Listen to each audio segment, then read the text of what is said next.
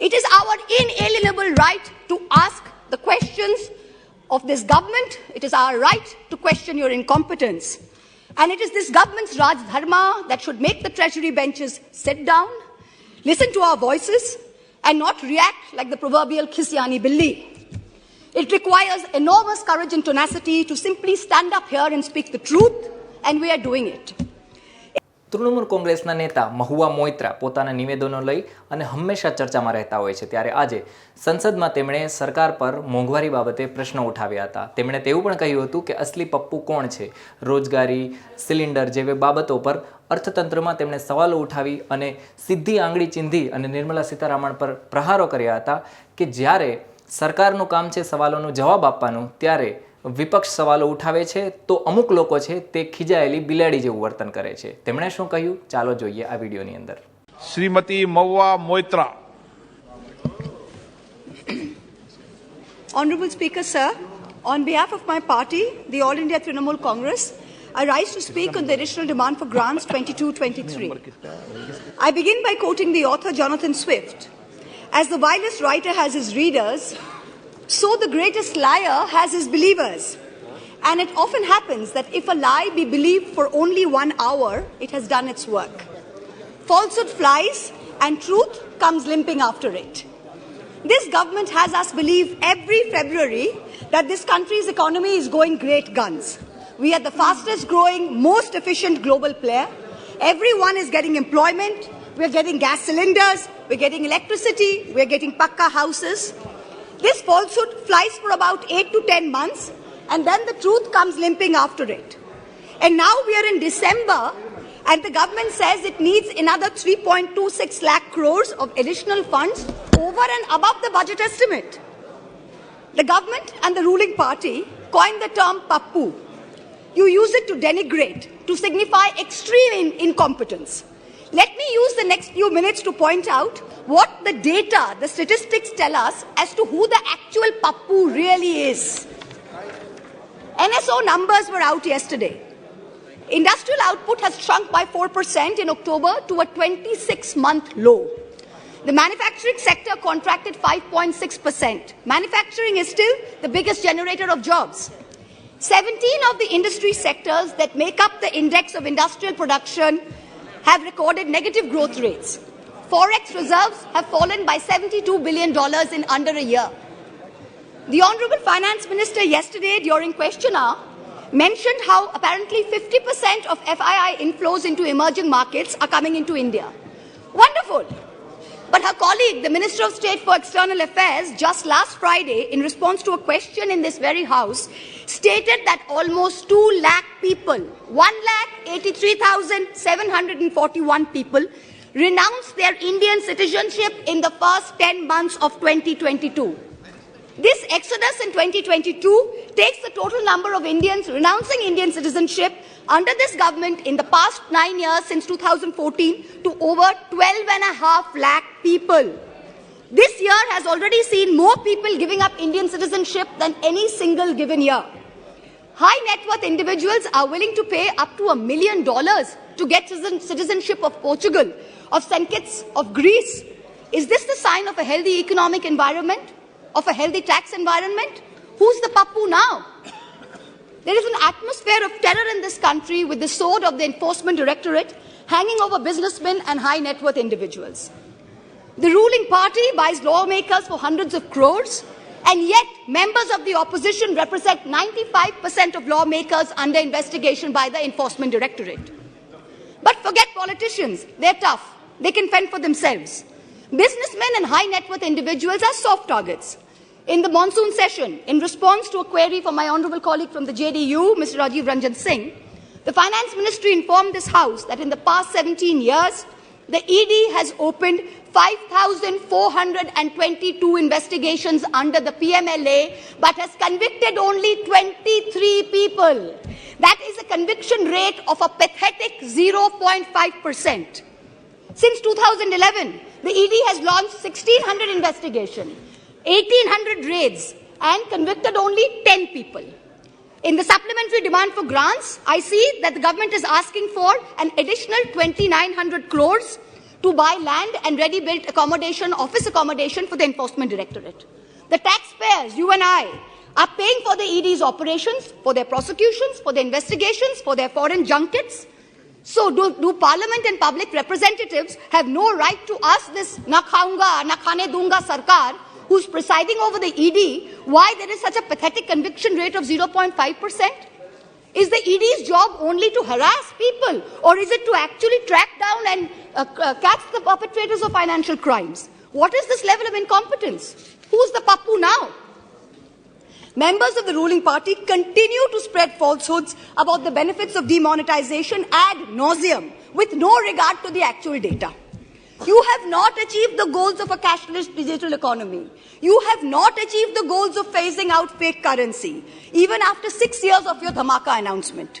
Currency in circulation has doubled from 18 lakh crores in November 2016 to 32 lakh crores in November 22.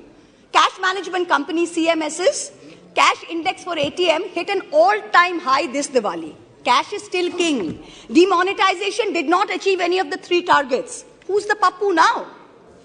I've been reviewing the demand for additional grants, and there are various items in it that are shocking. From a total subsidy request of 1,09,000 crores in March, the Department of Fertilizers has asked for an equal amount in the supplementary request. Just urea alone is accounting for 86,000 crores. Phosphorus and potassium are controlled because they are nutrient-based subsidies. What is this government doing to stem the overuse of urea, which is killing the soil, killing productivity, and killing our health? What the soil needs is balanced use of fertilizers. Bengal has been promoting a balanced fertilizer blend of major fertilizers. And now we are suffering because the center is starving us of the most popular mix of NPK, which is the basal application for potato. During November 22, Bengal asked for a certain amount, and only 33% of our demand for balanced fertilizers was met by the center. Most of the urea-based subsidy is going to GAIL, because GAIL supplies the maximum gas to the fertilizer sector. When are we going to see the much-promised reform and competition in this natural gas sector? When are we going to see the promised transmission system operator, the unbundling of GAIL? Is the government hiding and protecting GAIL under the garb of providing urea subsidies to people? Nearly 2,000 crores supplementary demand is for large industry, whereas only 233 crores is for the MSME sector. But the MSME sector accounts for 90% of jobs in the industrial sector. These are very distorted priorities. About 45,000 crores demand is for Manrega and other rural employment schemes. This is far too little, far too late. The rural sector accounts for nearly 2/3 of employment in this country. Field reports suggest that only a very small fraction of rural households are getting Manrega jobs. That too, not more than 30 to 40 days instead of the assured 100 days. That too, there's a 3 to 4 week lag in wage payment simply because there is inadequate allocation of funds. There is also no supplementary demand for subsidized food delivery under PDS. There's an overall anti-poor bias in the supplementary demand for grants. BSNL is being provided, this is very interesting, BSNL is being provided a viability gap funding of 18,000 crores for rural wireline operations. Prima facie, I don't have a problem with this. But if the government of India wants to keep giving BSNL viability gap funding, it is also giving it free spectrum worth 30,000 crores. Then why not make BSNL free roaming rural for everybody? If I'm not a BSNL user, I'm an Airtel user. I am paying for BSNL's free spectrum. It is not only BSNL subscribers who are paying for it. So if Airtel has poor network in a rural area, why can my phone not latch on to BSNL? Taxpayers are paying for this. Make it free for all in rural areas. The supplementary demand for grants will amount to an additional expenditure of about 4.36 lakh crores. This is going to raise the fiscal deficit above the target that you mentioned in the budget. So what is the government's additional revenue mobilization measures, especially non-tax revenue, that is going to make up the additional expenditure so we stay within the fiscal demand targets, fiscal deficit target?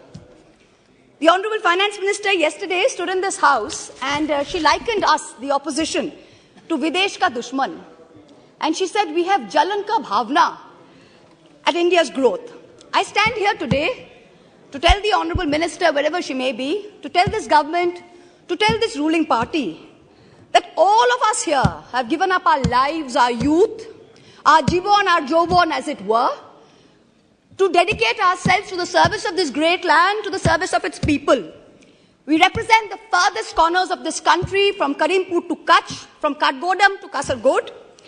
It is our inalienable right to ask the questions of this government. It is our right to question your incompetence.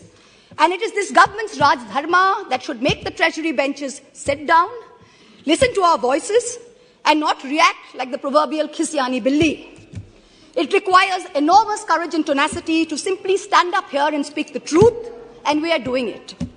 In contrast, the ruling party is moving from one incendiary issue to another, from the division of Bengal into North and South, to the Citizenship Amendment Bill, to releasing convicted lifetime murderers and rapists just before an election, to openly trying to challenge the judiciary into submission. You somehow keep hoping that you will scare India into submission and you will keep winning power term after term. But it's not working. You just went to election in 3 states. With all your might, with all your resources, you won and only won. The president of the ruling party could not hold on to his own home state. Who's the pappu now? A certain honorable MP from the treasury benches, who's given to trespassing in high security zones, who goads us all with equal measure of falsehood and fake bravado, yesterday took cheap pot shots at my state, the state of Bengal, with false claims of diversion of Manrega funds.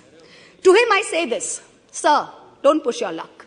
I went to Mount Holyoke College. I worship Ma Kali. And I've been elected twice from a border constituency. In your lingo, I say to you, and this is not unparliamentary, don't take panga. A certain Jari Booty Baba says publicly he likes women in saris, shalwars, and also nothing at all. In the presence of the wife of a deputy chief minister of the ruling party, hand on heart, ask yourselves, had any opposition leader said anything remotely similar, you would have been baying for their blood. The ruling party does not denounce it. There is no outrage. A convicted murderer and rapist is publicly giving sermons while out on parole, and leaders of the ruling party are listening to it. You do not have the moral clarity to call out right from wrong. Who's the pappu now?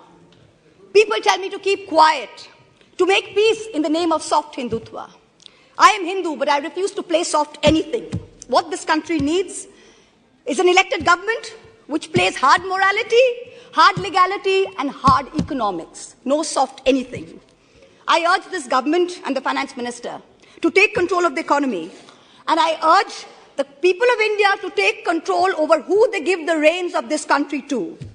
सवाल ये नहीं है कि बस्तियां किसने जलाई. सवाल यही है कि पागल के हाथ में माचिस किसने दी. This is a question that India needs to answer. Thank you very much. Jai Hind.